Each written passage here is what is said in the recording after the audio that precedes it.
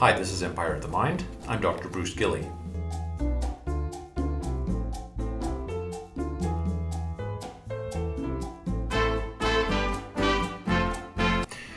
This podcast, Empire of the Mind, is about colonialism and decolonization, but the present-day relevance of the topic cannot be unremarked upon, given its close parallels with contemporary Western societies facing their own decolonized movements.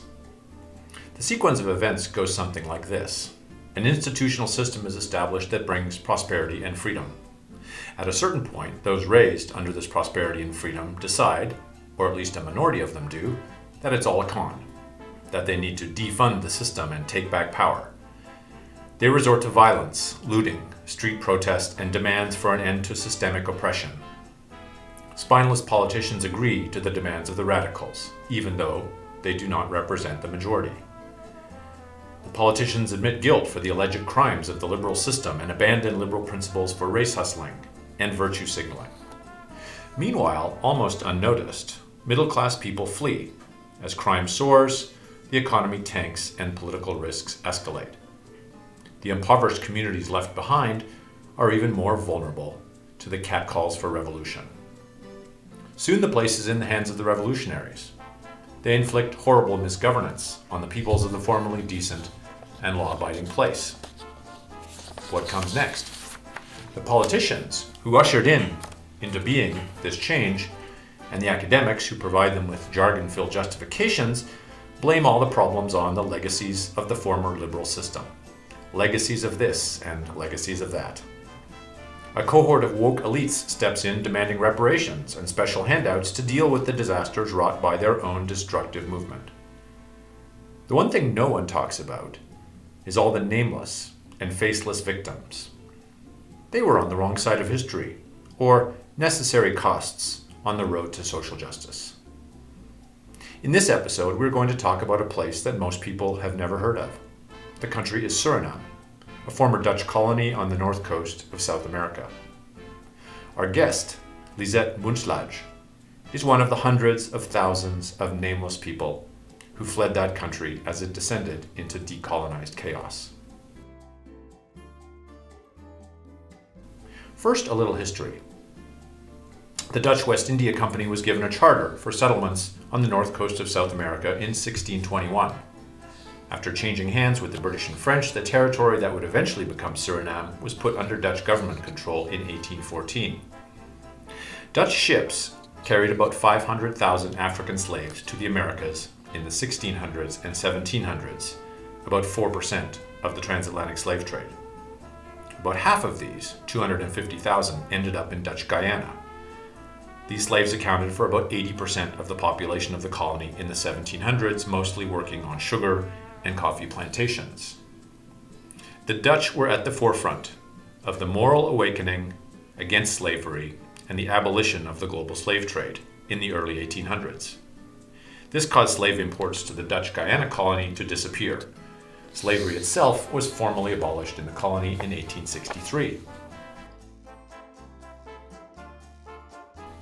For the next century, Suriname emerged as a classic liberal Dutch possession. The capital, Paramaribo, was one of the most cosmopolitan cities in Latin America, rivaling Havana and Buenos Aires.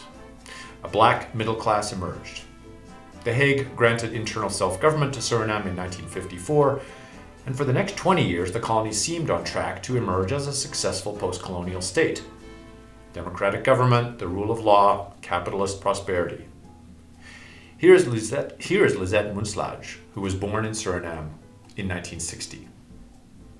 From 1960 until 1975, that's something that I vividly remember. 1963, I'm 61 years old, but I remember that day because I remember 1963.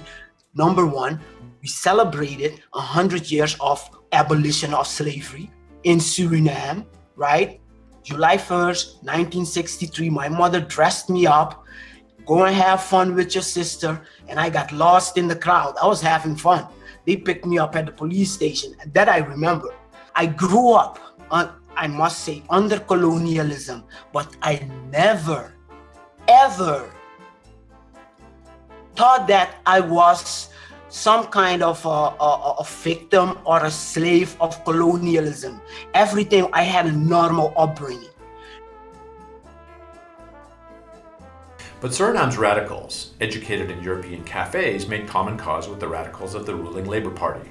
Suddenly, Suriname was portrayed as a land of colonial oppression, captured in the title of a 1934 book that found new popularity after the war, written by a black communist, Anton de Kom, We Slaves of Suriname. The Netherlands had been forced out of what became Indonesia in 1949 and had been forced to send in Marines to the Caribbean colony of Netherlands Antilles in 1969 to restore order. It had no appetite for colonial wars. The moment the Dutch government opened negotiations on independence in 1973, the people of Suriname, who enjoyed Dutch citizenship, began fleeing en masse.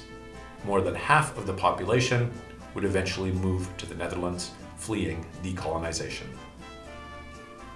The groups in Suriname and the Netherlands who opposed independence were tarred as reactionaries, or pessimists, or against the tide of history. Jan Pronk, the Minister of Development Cooperation, pressed his government to decolonize. He would later admit that the main drivers of this were colonial guilt and a desire to avoid a colonial war. As a result, the Dutch extracted no promises on things like human rights or democracy in return for the massive aid they were about to hand over to the new nation. The Dutch Prime Minister and his Surinamese counterpart basked in the adulation of being progressive anti-colonialists, liberating the Third World from the tyranny of the white man. Lisette Moenslage stayed behind at independence in 1975, even as her sister caught the last flight to Amsterdam. But I think there was still the people who went to the Netherlands, they got educated over there, the agitators, the social agitators, nationalists, all educated in the Netherlands, and they brought back the dynamic of like, okay, we need to become independent. They got educated in the Netherlands by the anti-colonial mindset, right? But they get educated, they get indoctrinated with exactly the things that were not good for the developing countries. They brought all, can I say they use the word? All the garbage that was not beneficial or productive for people in the colonies. They brought all that stuff back. A social destabilizing environment, political upheaval. So I was 13 when it started in 1973. I was okay, well, school closed, shut down, and people are protesting left and right. The day of independence, oh my goodness, that's one thing I will not ever forget. The same day, November 25th, 1975, a whole lot of people left. They went to the Netherlands. My sister took the last flight out of that country. By the time I turned 19, after I gave birth to my daughter, that's when I realized that something is going on over here that is not good.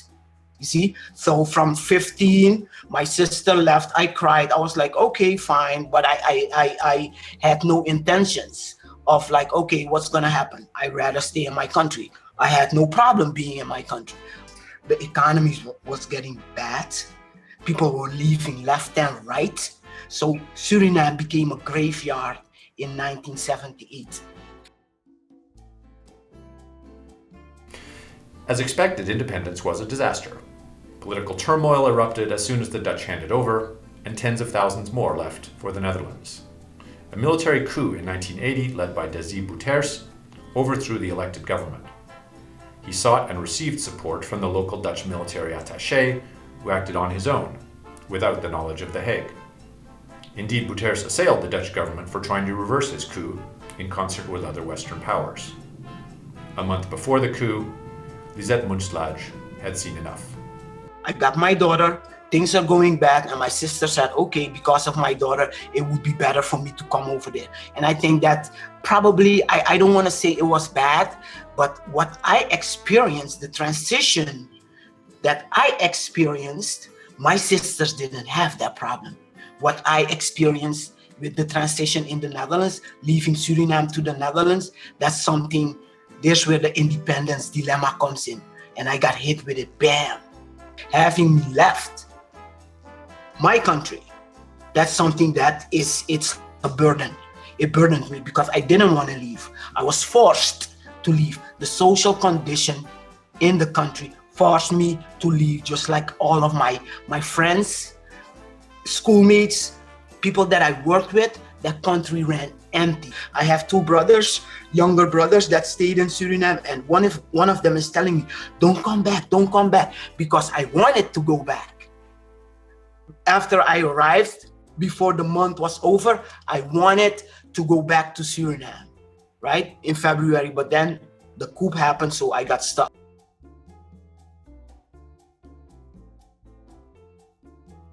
The supposed model decolonization that the Dutch promised to the world shortly became a byword for disaster. 15 members of the political opposition were executed in 1982, and a full-scale civil war erupted in 1986. A brief return to democracy in 1987 was followed by another coup in 1991. In 1999, Bouterse was convicted in absentia by the Netherlands for drug trafficking and sentenced to 11 years in prison. His local popularity soared. In 2010, he was returned to power in a flawed election. Re-elected, he was finally jailed in 2019 for his role in the 1982 killings. Things went sour. I don't know what he did, but in 1982, you have like the elite in Suriname. They want to go have like a counter coup. And that's when people got killed. That's when the world started paying attention. And in my opinion, Suriname is a failed state. As Suriname has burned, Dutch commentators have begun to face the awful truth of their betrayal of the likes of Lisette Moonslage. The Dutch journalist John Jansen van Galen coined the term Suriname syndrome to describe the spiral of bad choices between The Hague and Paramaribo. His 2019 book on the decolonization of Indonesia contains a similar idea and is titled The Fiasco of Good Intentions. In his long-awaited memoirs, published in 2020, Jan Pronk did an about-face. Quote, "If I had had to make a decision again about Suriname independence," he wrote, "it would have been in the negative." Unquote. Lisette Moonslage. Like Jan Pronk is a minister. He wrote a book. I'm reading that book right now. But he takes on the same position of, oh, like those poor people. No, those people are not poor people. No, they're not brainless. So Jan Pronk thinks that the Netherlands should keep funding corruption in Suriname and calling it aid and guilt money? Right. He's still repeating the victim narrative. Listen, this has been fantastic. I really enjoyed our conversation.